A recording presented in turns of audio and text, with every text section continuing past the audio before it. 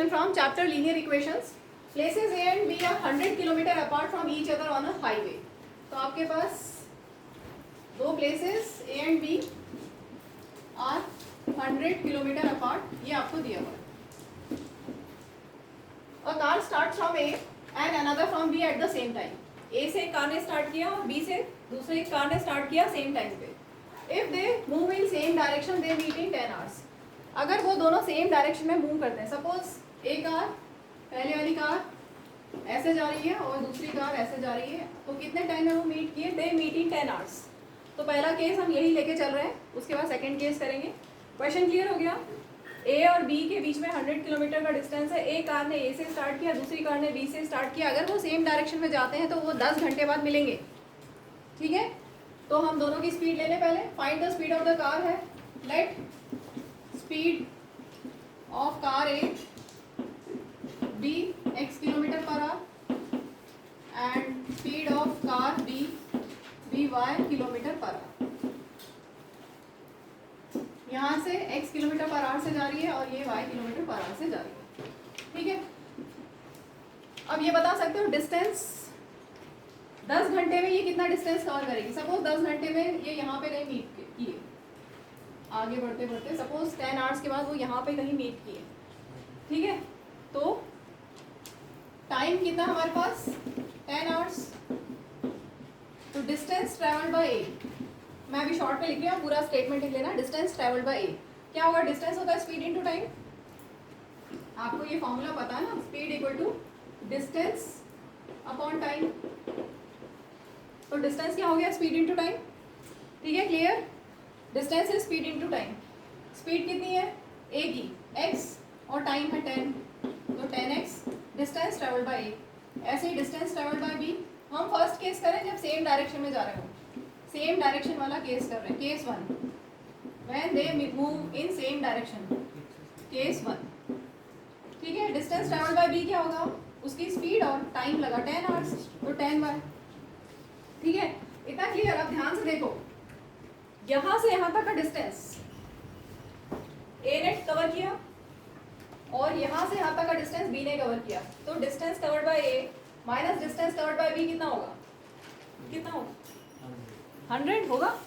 Distance covered by ए यहां से यहां तक, डिस्टेंस कवर्ड बाय बी यहां से यहां तक. तो डिस्टेंस ए और बी का अगर हम सबट्रैक्ट कर लें डिस्टेंस, तो कितना हो जाएगा? 100. क्लियर है? क्लियर? अब ए का कितना है? 10x, बी का है 10y इक्वल टू 100. ठीक है, यहाँ से 10 कॉमन लेते हैं, बचा x minus Y equal to 100.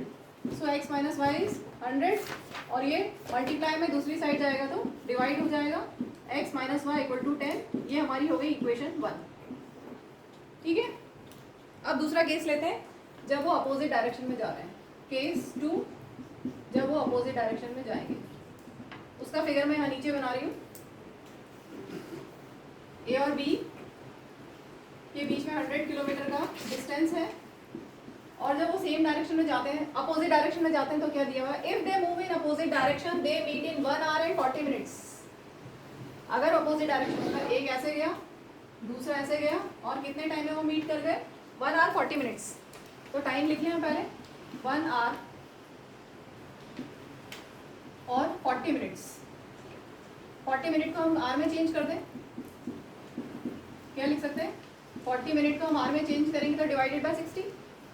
ठीक है, क्योंकि 1 आवर में 60 मिनट होता है. तो मिनट को जब आर में करना है तो स्मॉल यूनिट को बिग यूनिट में कन्वर्ट करना है, तो डिवाइड करोगे. ये कितना हो गया? 0 0 कैंसिल, 1. ये 2 से कैंसिल करोगे तो 2/3. 3 एलसीएम, सॉरी एलसीएम नहीं, ये मिक्स फ्रैक्शन है. मिक्स फ्रैक्शन को इम्प्रॉपर फ्रैक्शन में कन्वर्ट करोगे. 3 1 जा 3 प्लस 2 5/3 आवर्स. ठीक है, तो ये तो आ गया टाइम. अब वही निकालना है डिस्टेंस ट्रेवल्ड बाय ए और डिस्टेंस ट्रेवल्ड बाय बी. तो ए ने कितना डिस्टेंस किया ट्रैवल? स्पीड और टाइम है 5/3. ठीक है, क्लियर? ऐसे ही डिस्टेंस ट्रेवल्ड बाय बी, उसकी स्पीड है y और टाइम है 5/3. ये 1 आवर ही है, एक बार चेक करो. 1 आवर, हाँ ठीक ही है. देखो ए ने यहाँ से यहाँ तक का डिस्टेंस कवर किया 1 आवर 40 मिनट्स में. बी ने यहाँ से यहाँ तक का डिस्टेंस कवर किया. इन दोनों का डिस्टेंस इसको प्लस करोगे तो कितना आएगा? 100 किलोमीटर.